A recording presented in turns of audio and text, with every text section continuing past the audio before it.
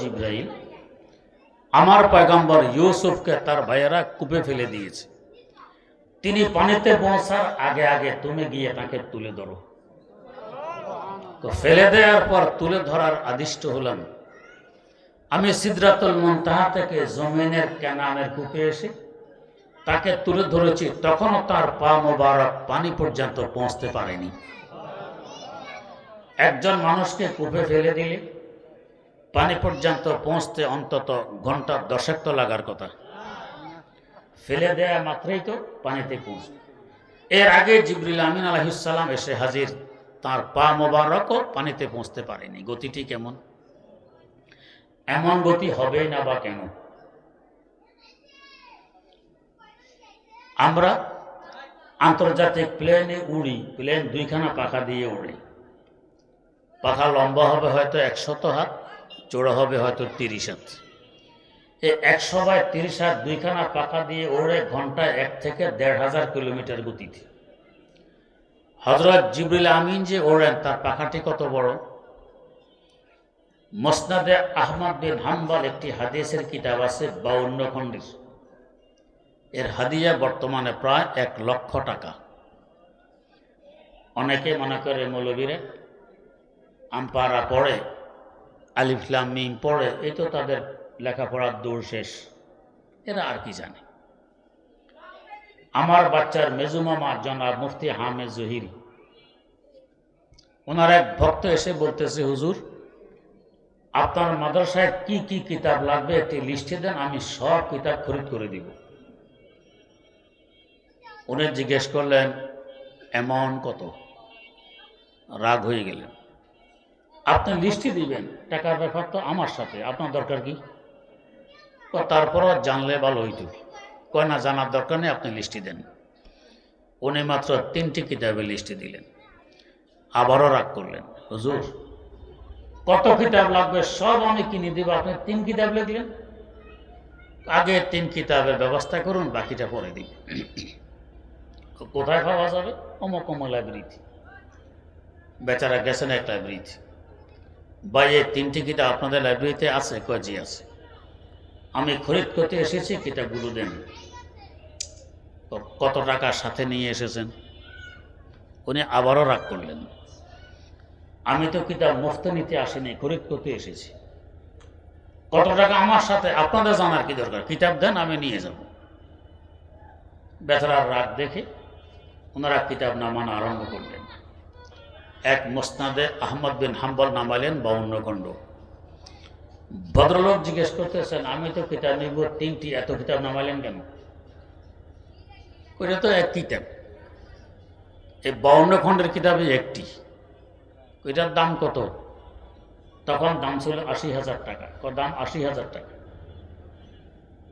Sorry আমি বুঝতে পারিনি, আসসালামু আলাইকুম ওয়া রাহমাতুল্লাহ। বিদায় নিয়ে চলে এসছে।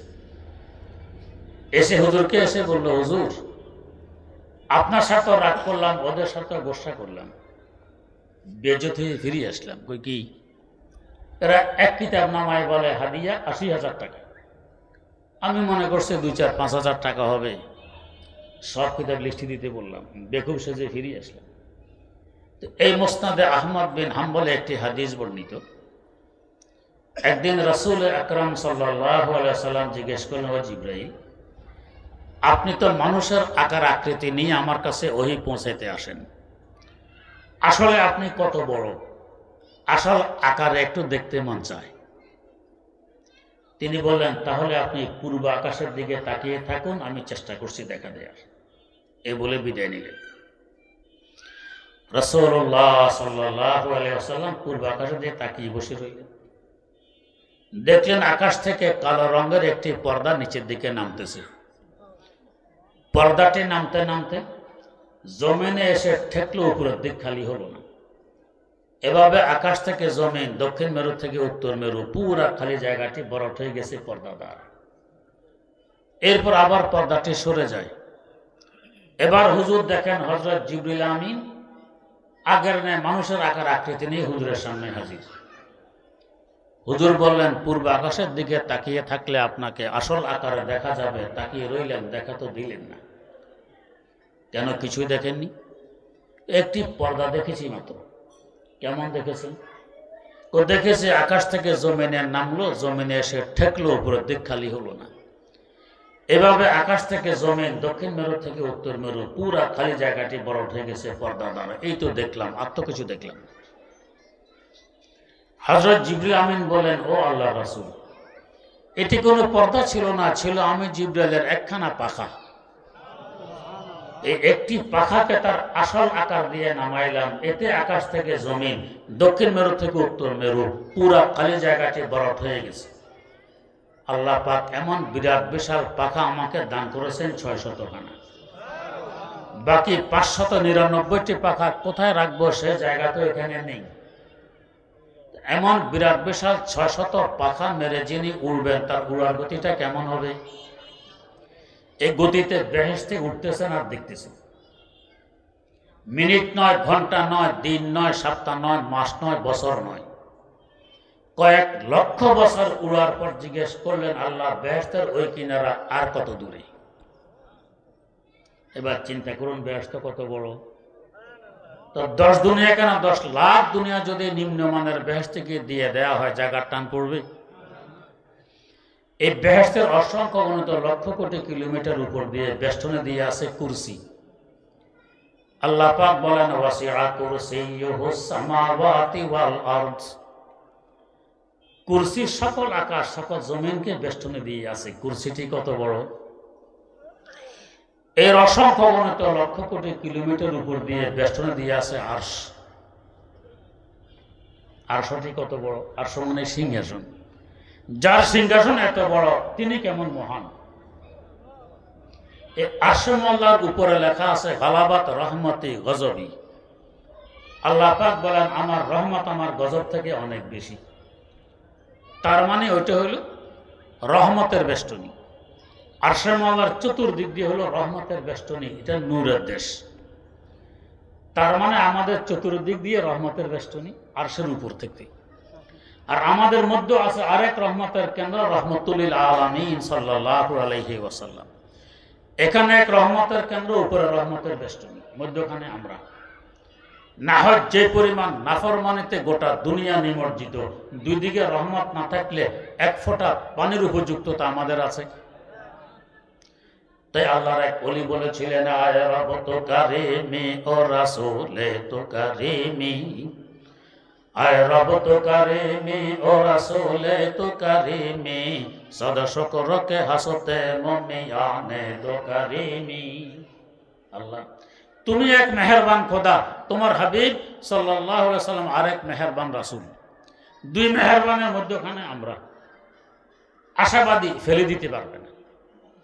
আল্লামা হালি মুসাদ্দাসের মধ্যে মুনাজাত লিখেছেন, हमने के हैं या बद हैं फिर आखिर है तुम्हारे, हमने के हैं या बद हैं फिर आखिर है तुम्हारे, निस्बत बहुत अच्छी है मगर हाल बुरा है, निस्बत बहुत अच्छी है मगर हाल बुरा है। আল্লাহ, আমি নেককার হই আর বদকার হই, আমার সম্বন্ধ বড় উদ্দেশ্য। তোমার দিকে তাকাইলে আমি তোমার বান্দা, তোমার হাবিবের দিকে তাকাইলে আমি তার উম্মত। সম্বন্ধে উর্ধের হলে পাওয়ার কত বাড়ে। রাতে 2টা বাজে পুলিশ এক যুবক ধরে নিয়ে এসেছে, হাতে পিস্তল। থানায় আনার পর বলে, চিনেন আমি কে? কই কে? আমি প্রধানমন্ত্রীর বাগিনে। কি করবে এখন?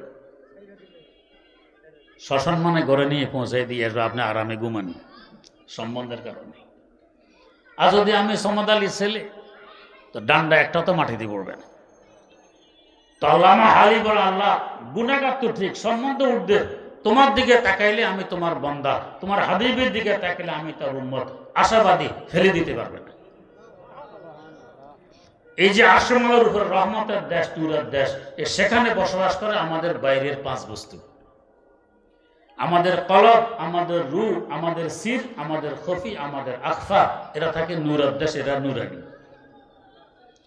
যদি এর ভিতরের 5 বস্তুতে জুলমানি অন্ধকার, এটাকে নূরানি 5 বস্তুর সাথে সম্পর্ক গড়ে দিতে পারি, ওই 5 বস্তুর প্রভাবে এই 5 বস্তু হয় নূরানি, তখন আত্মা হয় বিশুদ্ধ। আর যদি সম্পর্ক করতে না পারি ওই পাঁচ বস্তুর জায়গায়, ভিতরে পাঁচ বস্তুর জায়গায়, তখন এরা হয় জুলমানি অন্ধকার, তখন আত্মা হয় অশুদ্ধ, কলুষিত। এখন বুঝার বিষয়, এত উপরে 5 বস্তুর সাথে এত নিচের 5 বস্তু যোগাযোগ করাবো কিভাবে? সূর্য আমাদের পৃথিবী থেকে 9,30,00,000 মাইল দূরে। ছাদের নিচে গিয়ে সূর্যের রৌদ্র ঢোকে না তো। একখানা আয়না যদি সূর্যের মুখোমুখি করে প্রকাশ ছাদের নিচে ফেলতে চান, পারবেন কিনা? পারবেন। সূর্যের দিকে তাকানো যায় না, চোখে পানি আসে। আয়নার ভিতরে সূর্যের দিকে তাকানো যায়, এখানেও তাকালে চোখে পানি আসে। তো 9,30,00,000 মাইল উপরে সূর্যের রৌদ্র আর কিরণ একখানা ছোট্ট আয়নার মাধ্যমে নিয়ে এসেছি ছাদের নিচে। এই প্রকাশের সাথে আরেক আয়নাকে যদি মুখোমুখি করে আরো দূরে নেওয়া যাবে কিনা? এভাবে 1,00,000 কোটি আয়নার মাধ্যমে 1,00,000 কোটি কিলোমিটার দূরে নেওয়া যাবে কিনা? যাবে। আল্লাহ রাব্বুল আলামিন ওই আরশে মওলার উপরে নূরের দেশের 5 বস্তুর নূর আর রহমত এখানে আনার জন্য একখানা আয়না আমাদের কাছে পাঠিয়ে দিয়েছেন।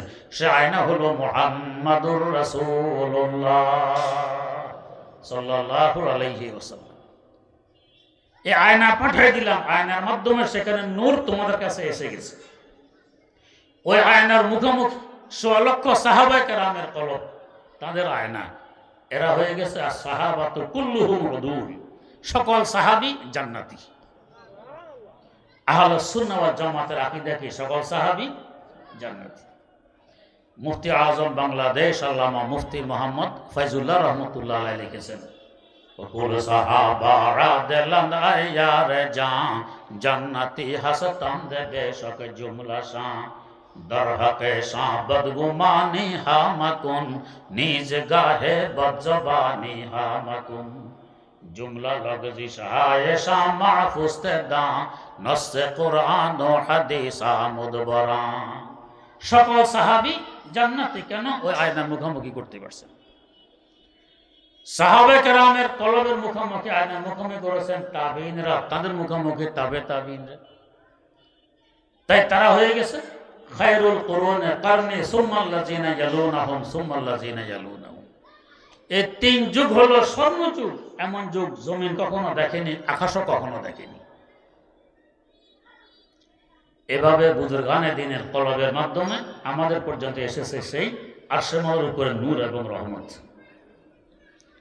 আল্লাহর ওলিদের কোন কলবের মুখোমুখি যদি আমার কলবকে করতে পারি, এই উপরের নূর এবং রহমত আমার কলবও বিস্তার লাভ করবে, প্রভাব বিস্তার করবে, আমার আত্মা হবে বিশুদ্ধ। এই জন্য পীর মুরিদের সিলসিলা। হক্কানি কোন পীর আল্লাহর ওলিকে পেলে তার কলবের সাথে আমার কলবকে জুড়ে দেয়, মুখোমুখি করে দেয়, আমার কলব বিশুদ্ধ হবে। এত উপরের নূর এবং রহমত আমার কলবে প্রভাব বিস্তার করবে। যদি এভাবে করতে পারে আমার দাম কোটি কোটি গুণ বেড়ে যাবে। এক ব্যক্তি সুন্দর নামাজ পড়ে, বাড়ি হলো কলিকাতা, খুব প্রসিদ্ধ, সুন্দর নামাজ পড়ে। মানুষ দূর দূর থেকে সফর করে তাকে দেখতে আসতো সুন্দর নামাজ পড়ে। একবার হাকিমুল উম্মত মুজাদ্দিদুল মিল্লাত হযরত শাহ আশরাফ আলী থানভী রহমাতুল্লাহ আলাইহি কোনো কাজে কলিকাতায় এসেছেন।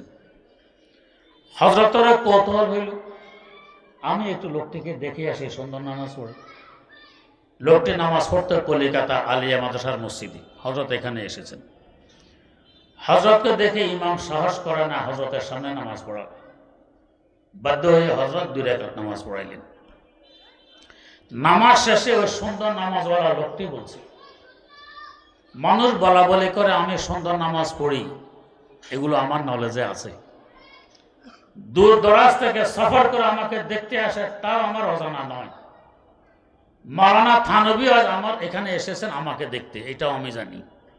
তবে আজকে যে তিনি 2 রাকাত নামাজ পড়াইলেন, যদি শুধু এই 2 রাকাত নামাজ তিনি আমাকে দিতে রাজি হন, আমি আমার সারা জিন্দগির সকল সুন্দর নামাজ তাকে দিয়ে দিব। ওনার 2 রাকাতে এত মূল্য কেন? তাকে একদিন জিজ্ঞাসা করা হয়, আশরাফ তো মুকাম্মাল আজ কামালে কি সিতি, তো মুজাম্মাল আজ জামালে কি সিতি, তো মুজাম্মাল আজ জামালে কি সিতি। ও আশরাফ আলী, দাওরে হাদিস তুমিও পড়েছো, আমরাও পড়েছি। যে কিতাবগুলো তুমি পড়েছো আমরাও পড়েছি। তোমার দ্বারা এত কিতাব লেখা হচ্ছে, এত হেদায়েত হচ্ছে, আমাদের দ্বারা হচ্ছে না। ব্যবধান কোথায়? হযরতের নামে বিভিন্ন ইউনিভার্সিটিতে এখন পিএইচডি হয়, ডক্টরেট ডিগ্রি নেওয়া হয়। এক ডক্টর তার থিসিসে লিখেছে যে আমার খোঁজাখুঁজি অনুযায়ী বর্তমান বিশ্বের মার্কেটে হযরত থানবীর নামে 2800 কিতাব পাওয়া গেছে। তো তুমি এত কিতাব কিভাবে লেখো? তো জবাব দিলেন কি, মাম্মো কামাল আজ কামালে হাজিয়াম, মাম্মো জাম্মাল আজ জামালে হাজিয়াম, মাম্মো জাম্মাল আজ জামালে হাজিয়াম। ও প্রশ্নকারী, এগুলো আশরাফ আলীর কৃতিত্ব নয়, আশরাফ আলীর হাজী সাহেবের জুতার দুলির বরকত। সৈয়দ তায়েফা হযরত হাজী এমদাদুল্লাহ মুহাজির মক্কি রাহিমাহুল্লাহ, তার জুতা সোজা করা কিছুদিন আশরাফ আলীর ভাগ্যে জুটেছিল। সেই বরকতে আশরাফ আলীর মাধ্যমে এত কাজ হচ্ছে। তোমাদের ভাগ্যে জুতা সোজা করা জুটেনি, তোমাদের মাধ্যমে এত কাজ হচ্ছে না। মাম্মো কাম্মাল আজ কামালে হাজিয়াম, মাম্মো জাম্মাল আজ জামালে হাজিয়াম। কলমের সাথে কলম জুড়ে। তাই বুজুর্গ দিন বলেন, রক্তে দাড়ি সিনা রাবা সিনা এ, রক্তে চোবা আয়না এ বা আয়না এ, রক্তে চোবা আয়না এ বা আয়না এ। এক আয়নার সাথে আরেক আয়নার যোগাযোগের মাধ্যমে 9,30,00,000 মাইল উপরে সূর্যের আলো কোটি কোটি মাইল দূরে নেওয়া যায় এক কলব নামক আয়না থেকে আরেক আয়নার মাধ্যমে। এভাবে তোমার কলব আরশের উপরে নূর এবং রহমত প্রভাব বিস্তার লাভ করতে পারে। আল্লাহ রাব্বুল আলামিন আমাদেরকে তৌফিক দান করুন, এমন একজন বুজুর্গের সাথে সম্পর্ক গড়ে তুলে আমাদের আত্মাকে বিশুদ্ধ করতে পারি, তবে আমরা সফল কাম। আর যদি তা না পারি, আমরা ব্যর্থ, শান্তির বাতাস আমাদের গায়ে লাগবে না। আল্লাহ রাব্বুল আলামিন আমাদেরকে তৌফিক দান করুন। সুবহানাল্লাহি ওয়া বিহামদিহি, সুবহানাকাল্লাহুম্মা ওয়া বিহামদিক, আশহাদু আল্লা ইলাহা ইল্লা আনতা আস্তাগফিরুকা ওয়া আতুবু ইলাইক।